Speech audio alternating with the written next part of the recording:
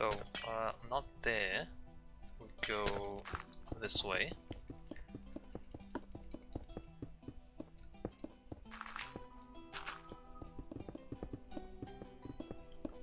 But the thing is, maybe to a less severe extent, the thing is, like, that's the dynamic in pretty much all over the world.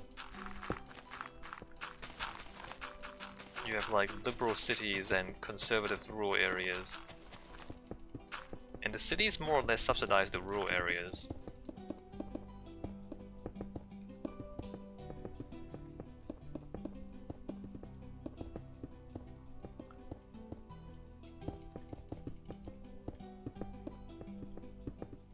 Although of course you do need agriculture, some amount of agriculture, it's just that it doesn't produce enough income.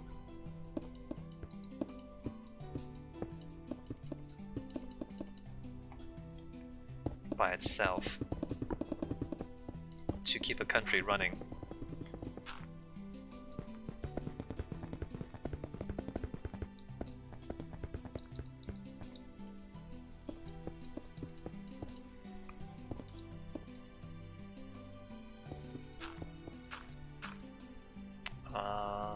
Probably not that one.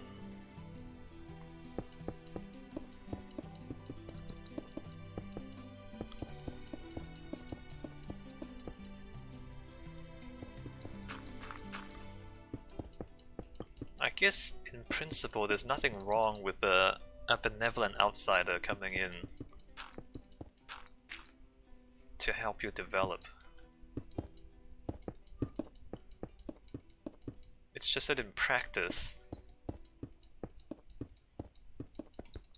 there's opportunities for exploitation and abuse. But that's not, you know, that's not guaranteed. You don't have to exploit people in an unethical manner.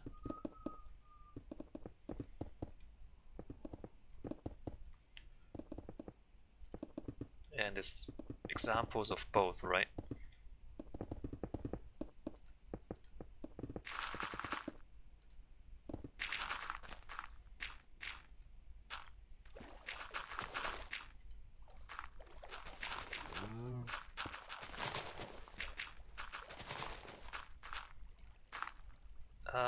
One, two, three, four, five. What am I doing about this water? Sponge, sponge, sponge. Where are my sponges?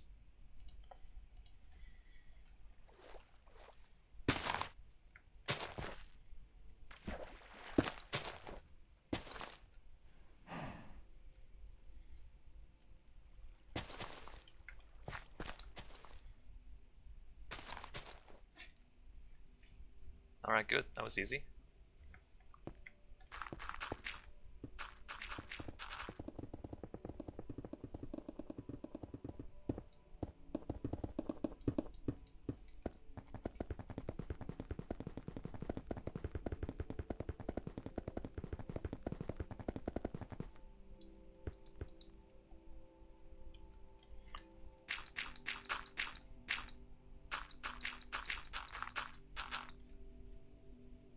And to be honest, like, whenever I have money and time, I want to help people who need help.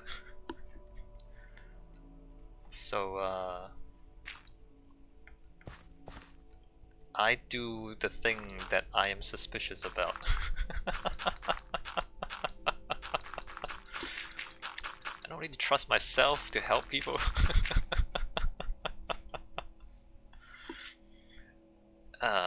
It seems kind of suspicious.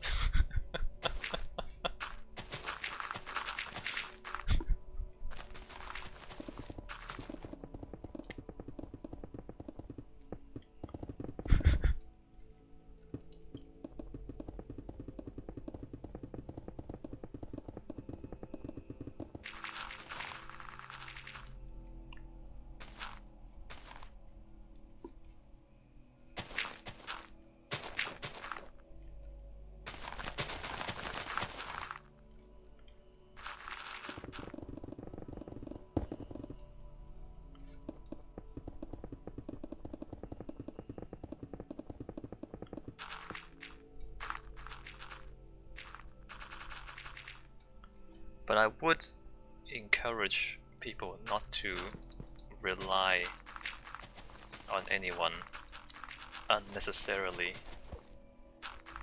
If it's necessary and beneficial, sure, do it. Otherwise, be suspicious.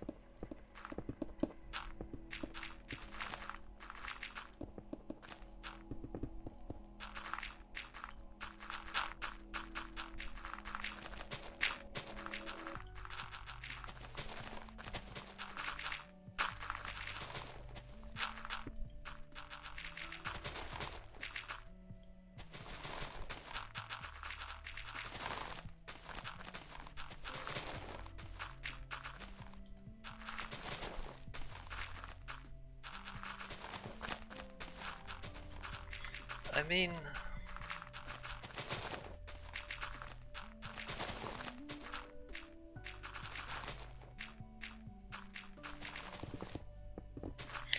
going back to free speech.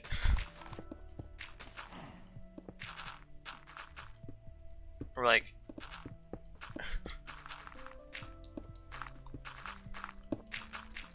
okay, dangerous questions. At what point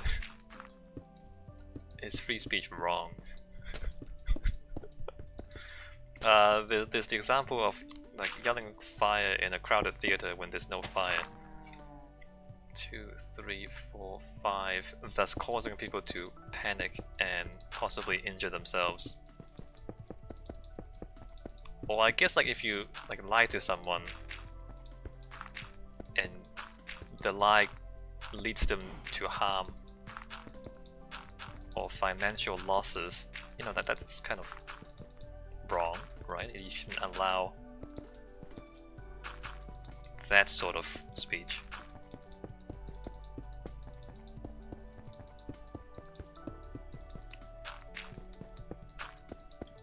But what if we say, like, the people in the American South, like, their beliefs about Confederate history is wrong, for example, like it's just factually wrong. And then do you force them to stop spreading erroneous beliefs about their own history? It gets pretty slippery slope. Like,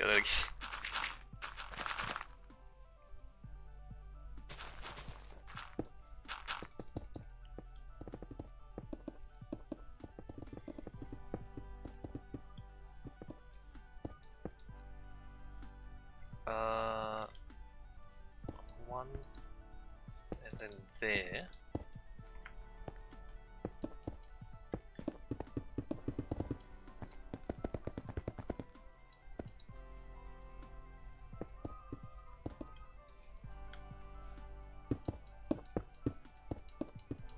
Because things like, you know, memes on the internet, for example, that are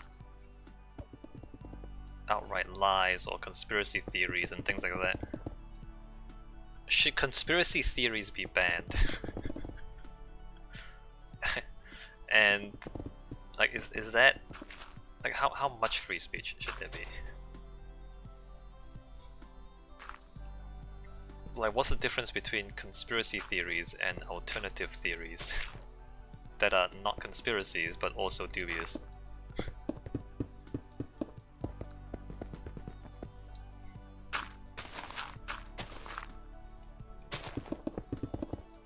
remembering like there was a time when people thought the Earth was flat and the Earth revolved around the sun. And you know, when Copernicus talked about... Oh, other way around. The sun revolved around the Earth, they believed. When Copernicus talked about the Earth revolving around the sun, he was locked up. But it turns out he was right. 1, 2, 3, 4, 5.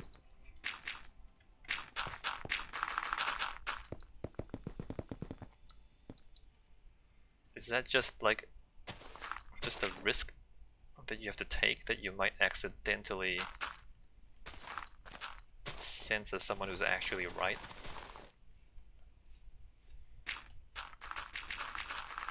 Or do you not censor anything and then just have conspiracy theories out the wazoo?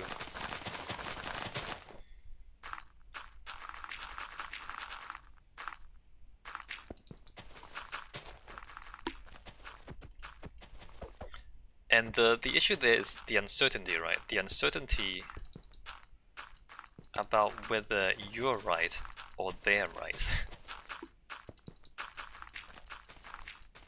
Is there some mathematical way to quantify the uncertainty involved, or like to measure what is the probable, what is the probability that a certain theory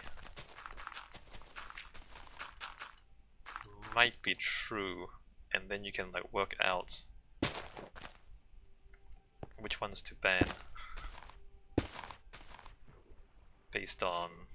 Probably shouldn't destroy everything down here.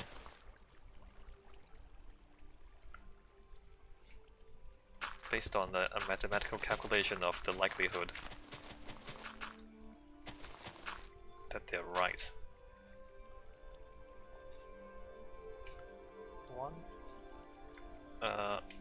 1, 2, 3, 4, 5, right, that's correct.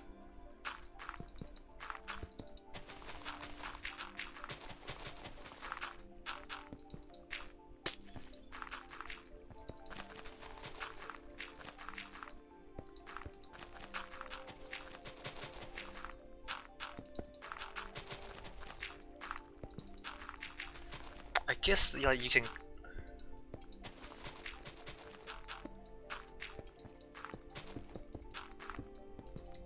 Can you somehow like calculate the preponderance of evidence?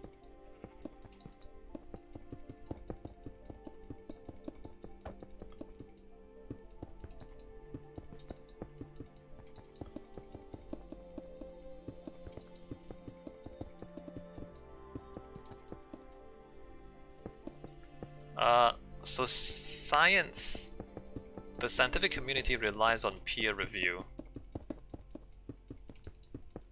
So whoever comes up with a new idea or a new invention or new theory, it goes through double-blind peer review where other people presumably look at and possibly try to reproduce the outcomes. And if the outcomes can be reproduced by other people, then it's true. Or at least, you know, reproducible. Whereas if you like discover something, but when other people try to do the same thing, they can't reproduce it, then it's probably not true. Or something else has happened, and not what you think has happened.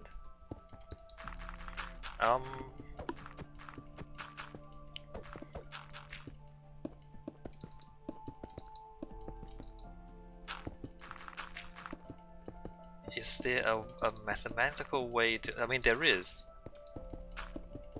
a mathematical way to calculate the reproducibility of a particular claim.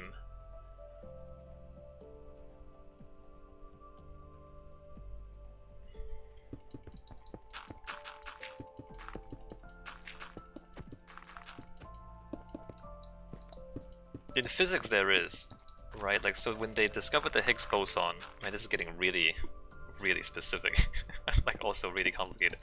When they discovered, quote unquote, discovered the Higgs boson, like you can't really be sure that you detected it because it's just this tiny little thing, and it's really fleeting. But they detected multiple times, and then they say the probability that we, detect the same thing multiple times is extremely low. They call it, I think, 5 sigma. Sigma being the standard deviation, so it's like 5 times the standard deviation. So it's extremely, extremely unlikely. You have to reproduce the experiment millions of times in order to get the other signal. So therefore it's probably true, right?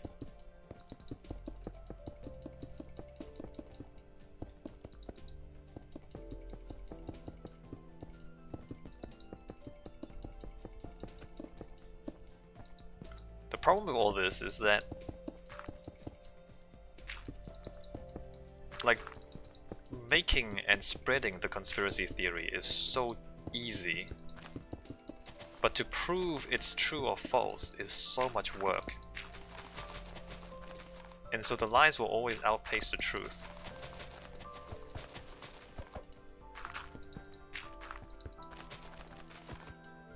Although if you pursue the truth, you benefit more in the long run because you're actually doing things that work as opposed to doing things that don't work.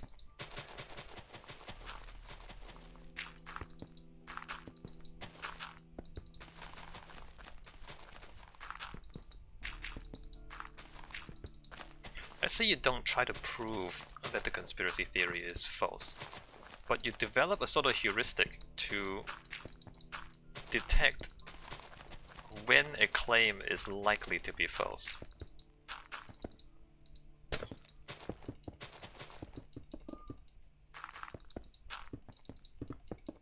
Which I think can work. Maybe I should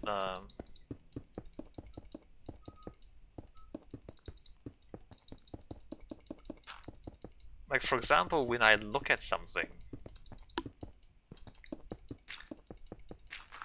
and I see that it is, like, it emphasizes spectacle and emotion rather than facts and, like, specific details, then it's probably nonsense.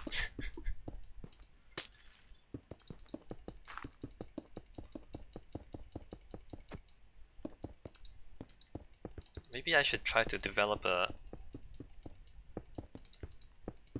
proper heuristic.